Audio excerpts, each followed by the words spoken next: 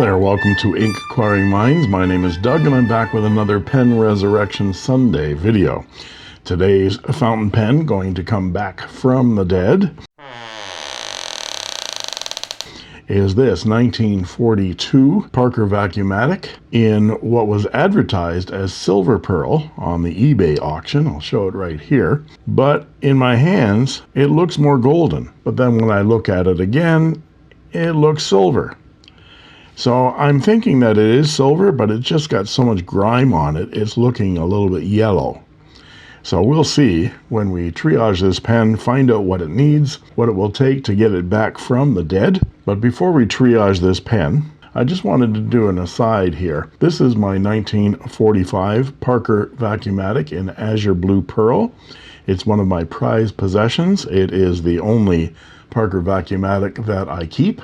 I sell all the others, and I restored it from being very dead indeed. And you can see that resurrection by clicking right up there. But I just wanted to give you an update on this pen because I've been writing with it constantly.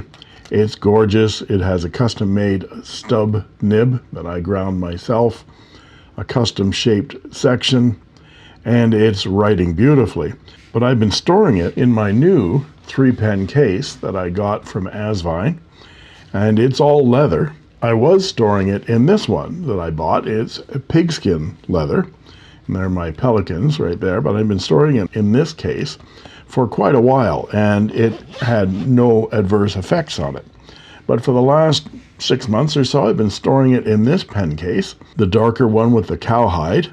There must be some tanning chemicals in this or something in the dyes or something, but this turned black almost instantly. And I thought, oh, the gold's gone. And I got rather panicky, but then I thought, no, it's just tarnished. So this morning I polished it back up again, and you can see it's gleaming and beautiful, and I'm not going to put it back in this case anymore. So just a warning to you people that have vintage pens out there, just be careful of the kinds of cases that you use for your vintage pens, because these vintage materials like celluloid and these gold-filled trims react adversely to chemicals. So that's your update on vintage pen safety. Let's triage this pen and see what it requires. Let's start from the top. The clip on this one looks like it is really tarnished. And I think it's supposed to be silver, so that tells me that this is probably silver pearl, because they match silver pearl with either nickel plate or silver plate. This is one of the lower tier Parker Vacumatics with the 2 cap rings and the no blue diamond on the clip. This is what the top of the line looked like with the blue diamond and that large wide cap band. So I'll have to see how much of that corrosion is actually into the metal and whether that will come off. That top jewel looks like it's slightly proud there. It should be more deeply inset into the top. So it might mean that it's stuck, it might mean that it's loose. The clip does not move, so we'll see. No major gouges, some scratches here and there, lots of wear for this 83-year-old pen, and I'm sure that'll come up nicely. There's some pitting tarnish on those silver cap bands. Now let's look at the barrel. You see that it has J J Hughes engraved in the one side of the barrel, and then GOS Parker, Parker Vacumatic, made in the USA, and a 2 with a dot. That means the 3rd quarter of 1942 for this pen. And no real bite marks. There's some gouges there that will need to be sanded out. So lots of wear for 83 years. Now I'm debating about this J J Hughes. Whenever I have a pen that has a signature in it or has an engraved name in the barrel, I debate whether I'm going to sand that out or not. That's very deep in there, so it's going to take some removal of material to get it out of there. But I like to research to see whether I can find any information about that name. So the eBay auction for this came from an auction house in Pennsylvania. So I looked up J J Hughes, Pennsylvania, and came up with a couple of hits on obituaries. And this one is of a John J. Hughes. He was born in 1928 and died on April 23rd, 2021 in Pennsylvania. He was 93 years old. And it says of John J. Hughes, age 93, of Bala Sinward. I don't know, that looks Welsh to me, I can't pronounce it. Pennsylvania, died on April 23rd, 2021, beloved husband of Helen V. Hughes, and so forth. But more research finds that John J. Hughes of Pennsylvania was a longtime chief of the Philadelphia office of the Antitrust Division, United States Department of Justice. And there's a long history of his work, both when he was a working attorney and after he had retired. He worked on antitrust issues back in the 40s and 50s. So this might actually be the same J J Hughes. So I'm toying with the idea of just polishing this pen up and leaving JJ's initials and name in the barrel of this pen. I know that these pens sell for a lot less on eBay and so forth if they have any insignias engraved into the pen. But I don't really like the idea of removing all the personalization and history of these pens. Removing the cap shows the nib has some interesting character to it as well. Of course, lots of old patina and tarnish. The feed is in good shape, no breaks. The section is in good shape, no chips or deep scratches. Well, let's get closer and take a look at that nib. You might be able to see that there's sort of daylight right there. It's got a kind of a wow to that slit. The nib tines are actually tight together. They need a little bit of adjustment, but it looks like it has been adjusted before, or it's been bent and fixed.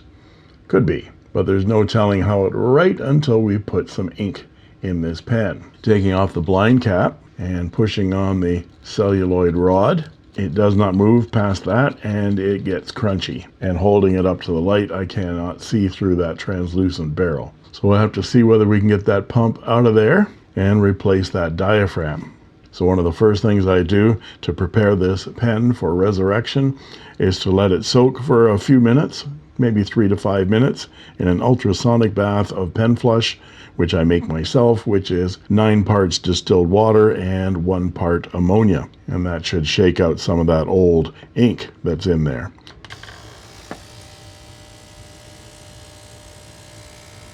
And here we are out of the bath. Don't forget to wash behind your ears. And let's see whether we can get this section off. Use a little gripper material here. Oh, that came off easy. Well, that's nice. There's the nib unit and nib, all encrusted with old ink. That breather tube comes right out. So that'll go back in the ultrasonic bath. And I think I'll put this in the ultrasonic bath as well. There's still some crusty ink in there, and that'll allow that feed to get knocked out a little bit easier. Well, let's take our inspection camera and go down inside that barrel and see what we can see. So going down inside that barrel with the inspection camera and pushing on that pump rod, you can see that the remnants of that diaphragm are in there and that the push rod has become detached from that diaphragm. Hopefully this will now come out when I get my vac extractor from the inky nib here. And we put that collet on the Vacumatic pump thread and then clamp it down and see whether we can get it to unscrew. Crossing my fingers, the last few have been difficult. Is that slipping or is it actually coming out? It's slipping. Tighten it down a little bit more as far as I can go. And it's slipping. So I'm going to add some heat to this and then soak it some more. Now when we add heat to this, I don't add heat just like that because that celluloid rod will just melt. I know from experience. So I'm going to put that collet on there and heat it that way. Then I'm going to put this in the ultrasonic bath for a while. Okay, so for the last hour or so, I have soaked this, dried it out, heated it, cooled it, heated it again, soaked it, cooled it.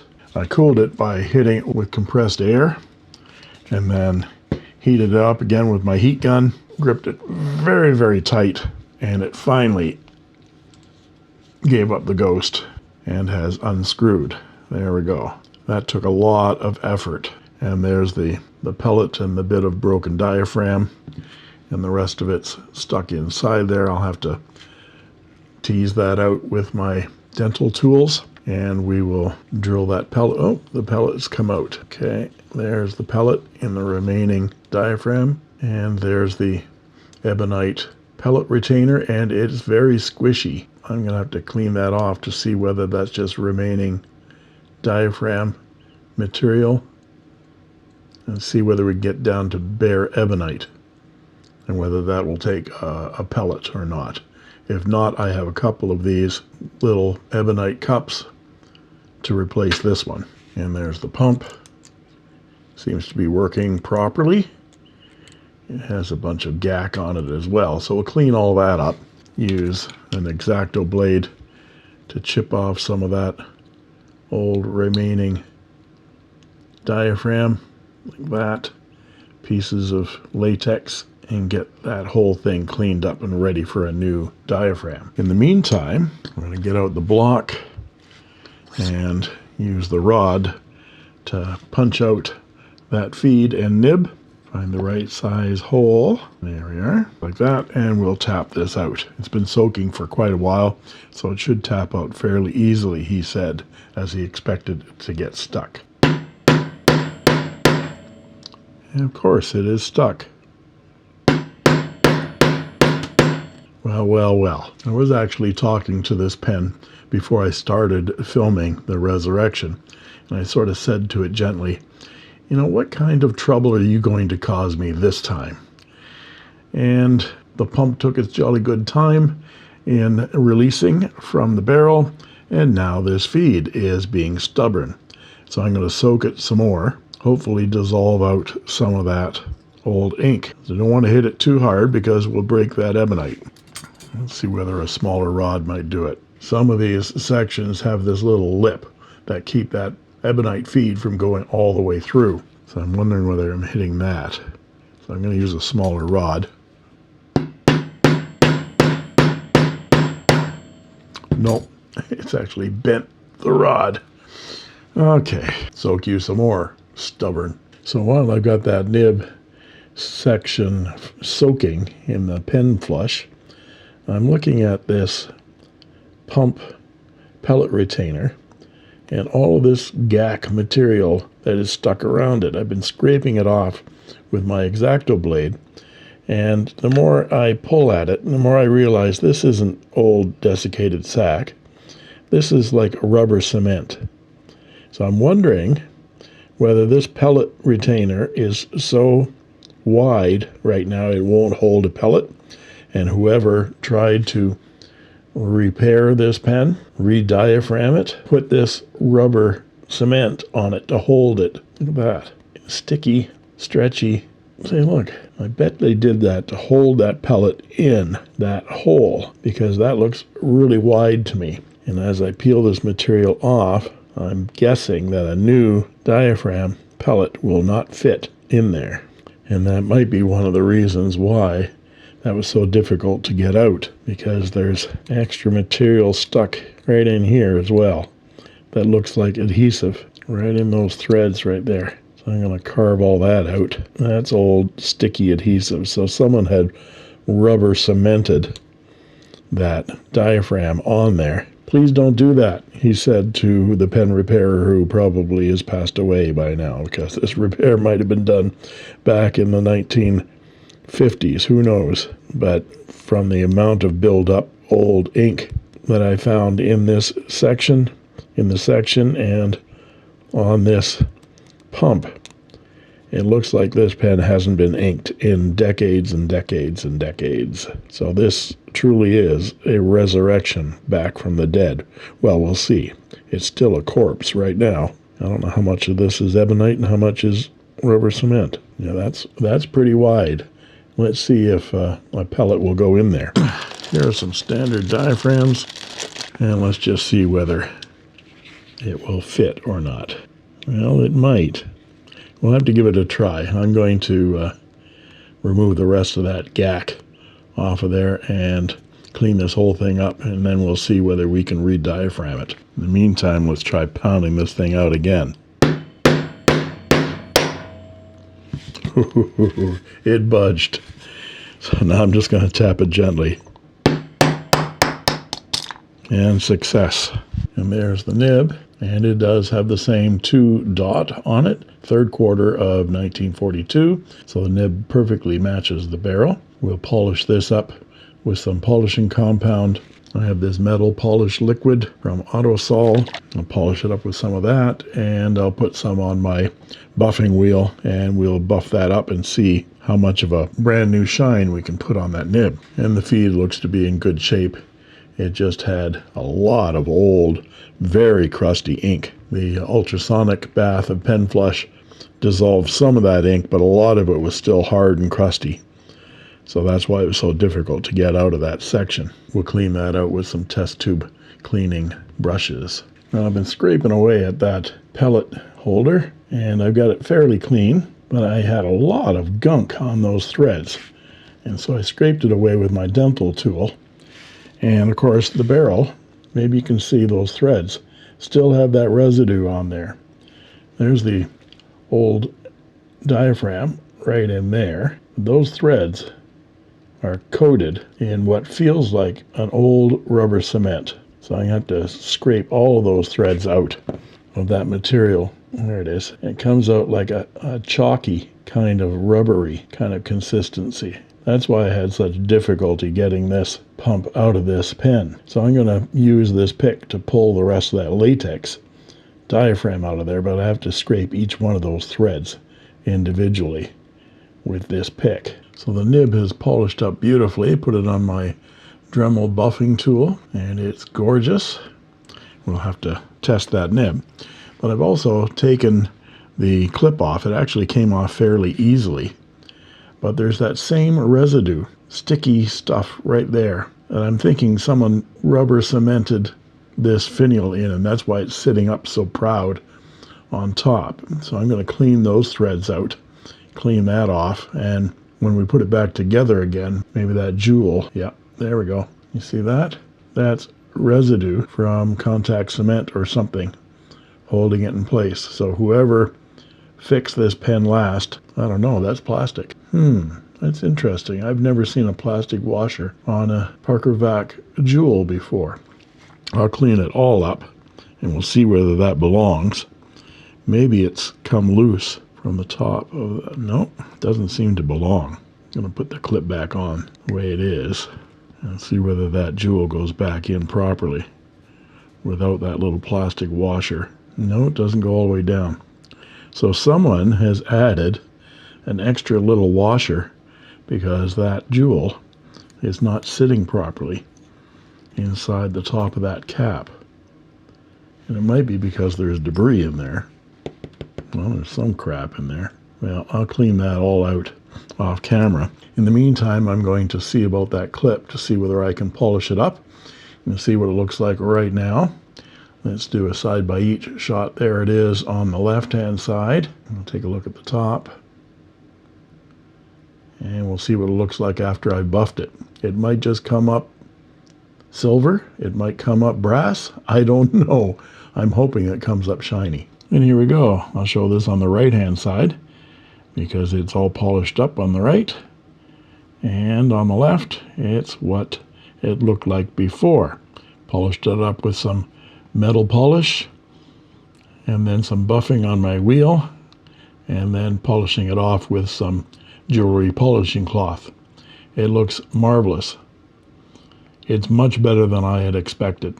I thought we'd have lots of pits. There is some pitting on the metal there that you can see, but when all the tarnish is out of those pits, it looks bright and shiny. So now we can move ahead and put the pump back in this barrel. Now I've gone ahead and sanded it down with some 400 grit flexible sandpaper to get all the nicks out. There's still one little nick in there I have to go a little bit more aggressive at. Just a little bit left, and I don't see it anymore.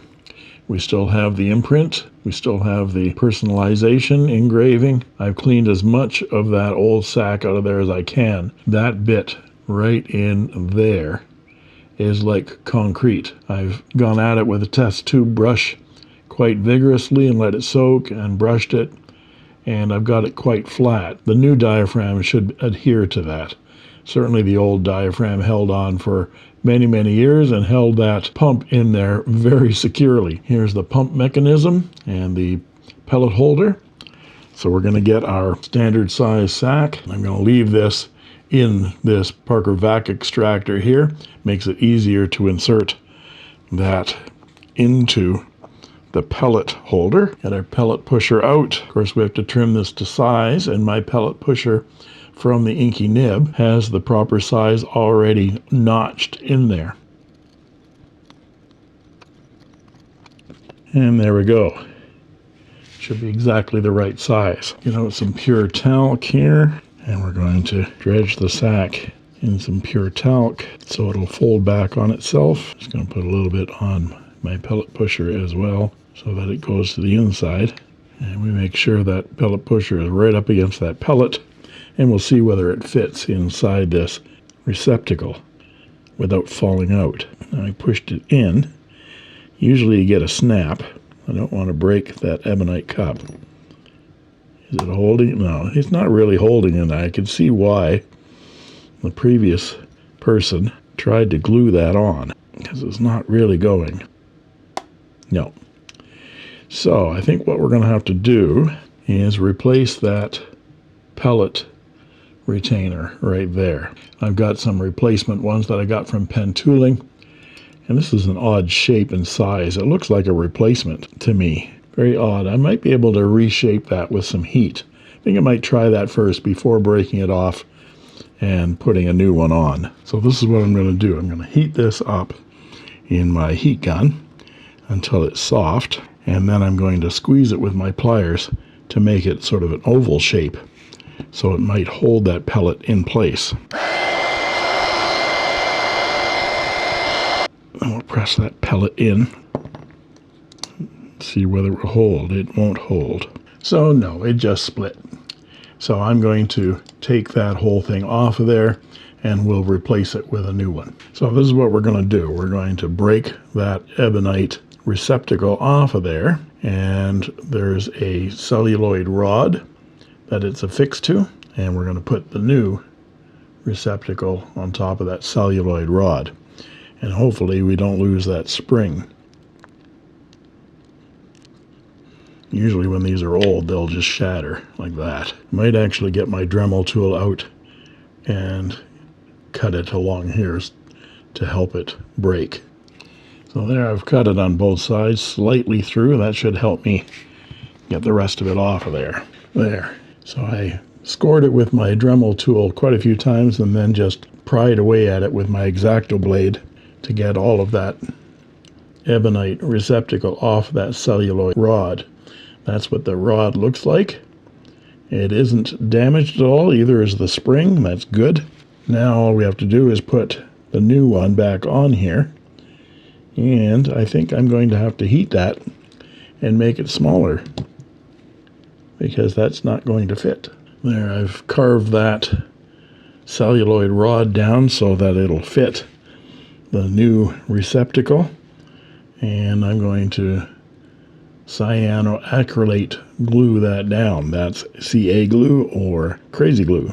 There, now I've glued it in place. I'm just going to let that dry for a while before we attempt to attach the diaphragm. And that seems to work okay. There, now we'll see whether we can get this diaphragm into that pellet receptacle. Yeah, that works. Some more talc on there, and then we peel this back. Now, this may take a short time, this may take a long time. My time varies from just a couple of seconds to 15 minutes to a half an hour. We'll see.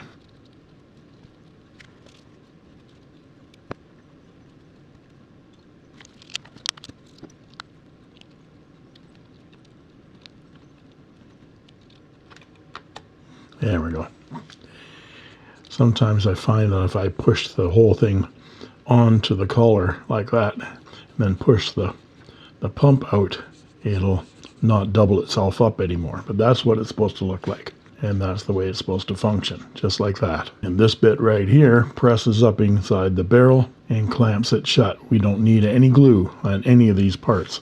I'll put some silicone oil on those threads to get it moving inside this barrel. And we'll put some oil just on the end of that cuff so that it doesn't bind inside the barrel. And it slides nicely like that. And we'll put some on those threads as well. Put the collet back on. Gives me a nice way to grip it so I can put this back inside that barrel. Shouldn't be kinking up inside that barrel, so I'm just turning it back and forth to lubricate those threads. And we give it a hand tight. There we go. So now I'm going to put the nib feed and breather tube back in the section again. Put that breather tube in. I've learned not to push that too far in. We take our nib, line it up with the feed, which I've polished to a bright shine. Hold it together with some gripping material. Find the sweet spot. I'm going to put it back in the pen for leverage and give it a shove. Take it back out again and see whether I'm correct. And it's a little bit proud of where it needs to be, but it's good enough for a dip test, so we can check out that nib. We get out our Watermans, dip a little bit of ink, and splash a little bit of ink, and see what we have. 1942 Parker Vacumatic, 14 karat gold. Feels like a medium, but it has a lot of feedback, so it needs alignment. And it's very, very, very wet. So those tines being spread out like that, I think I'm going to push them a little bit further together. Okay, so I've tuned up this nib a little bit. It was writing way, way too wet, and the tines were slightly misaligned. So I basically crossed them over each other and pressed the nib tines together. And that sort of did two things. It brought the tines back into alignment again, and it closed up that gap a little bit more to keep it from being such a fire hose. Now, that nib is a little further out than it was. I've got lots of cap clearance, so it's not going to be an issue. And then the other issue with the nib was that it was writing with a lot of feedback. Some of that was the misalignment. But after I aligned it, I tried it again, and it still had more feedback than I like.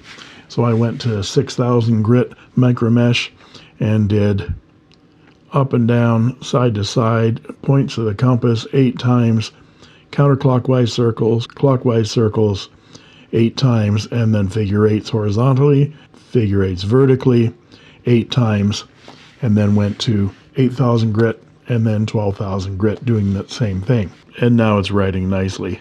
Very smooth, just a hint of feedback.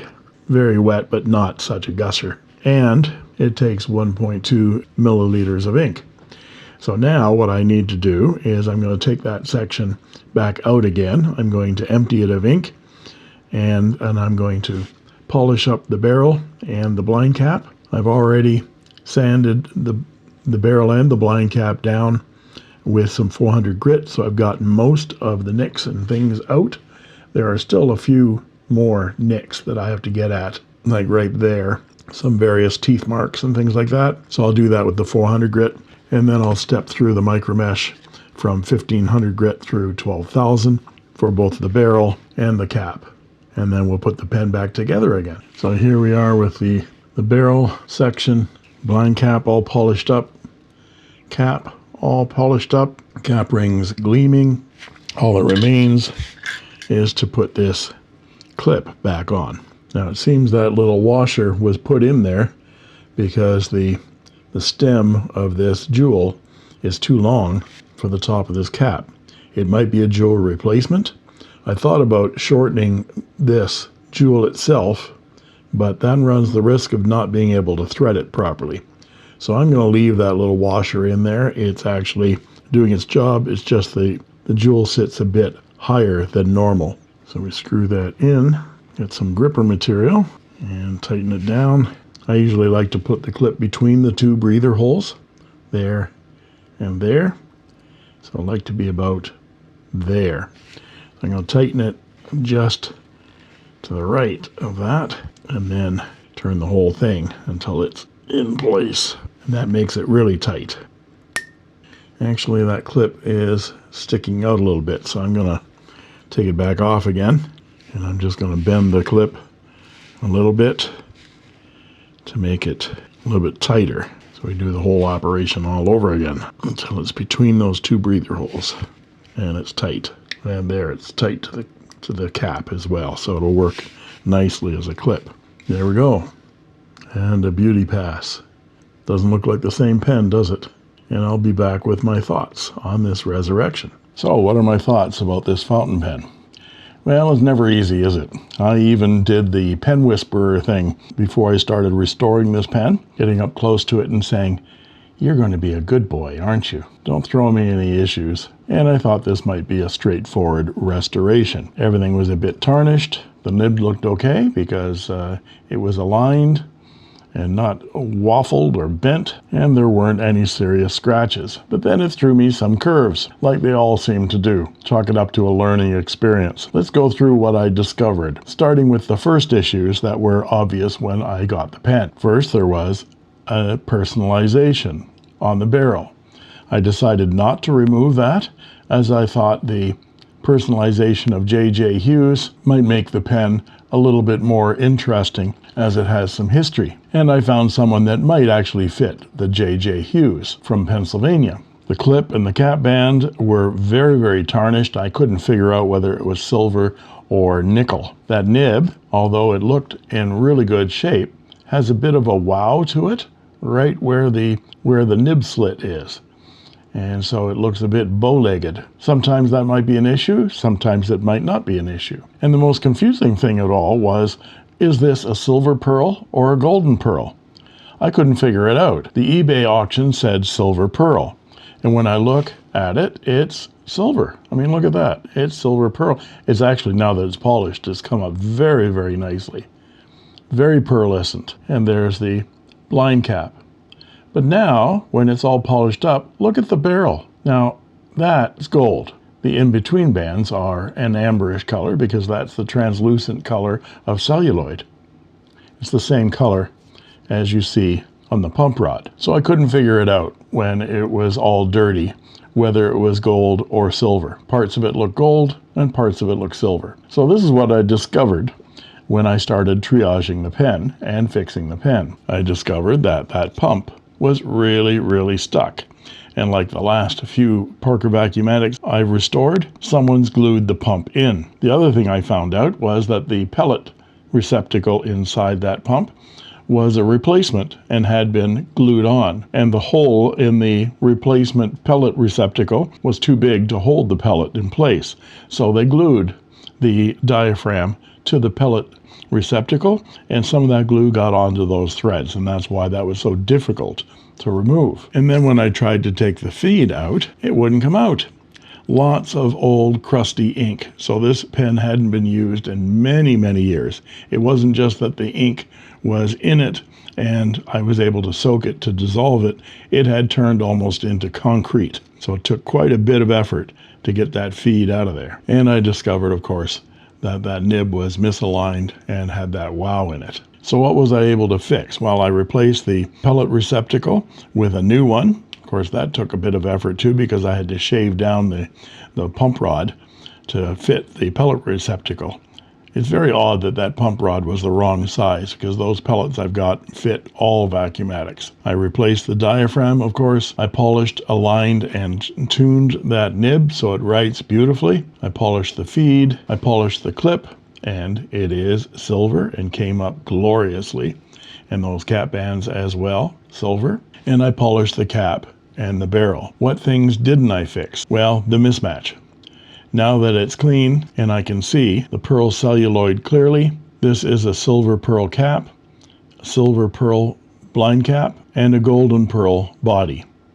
So it's a Frankenpen. You wonder whether JJ lost his blind cap and his cap and someone replaced them with another Parker Vacumatic. There's no way to date these things. The only things that you can date are the nib and the barrel, which are from 1942. And the other thing I didn't fix was that nib wow. It doesn't affect writing performance once the ink is flowing, but if you stop writing with it for a while, it takes a bit to get ink flowing down through that small slit. And so now and then, between uses, I'll just have to take the blind cap off and pump up a little bit of ink to get that nib flowing. So those are existing issues with this pen. It's got personalization on it. It's mismatched in the barrel, the cap band, and the blind cap. And that nib will have some hard starts now and then. You just have to either dip it in the ink to start or pump a little bit of ink using the pump filler to push some ink into that slit. All that being said, this is a very, very nice looking pen, even with its mismatched nature. So if you're interested in this pen, I'm selling it for $140 US plus shipping. So drop me a line at inkquiringminds@gmail.com with your name and your address, and I'll get you a shipping quote. Shipping to North America is about $10 these days. And there you have it. And if you like this video, please like and subscribe, and don't forget to ring that bell to get instant notifications whenever a new video is posted. And you can join as a member of my channel for only 99 cents a month, and I guarantee I'll answer your comments in the comment section, and you'll get cool emojis, badges, sneak peek unboxing videos, as well as instant access to my videos the moment I post them.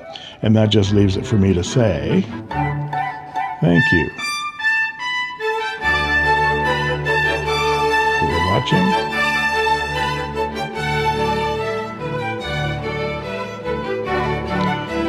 And that's all she wrote. I made this.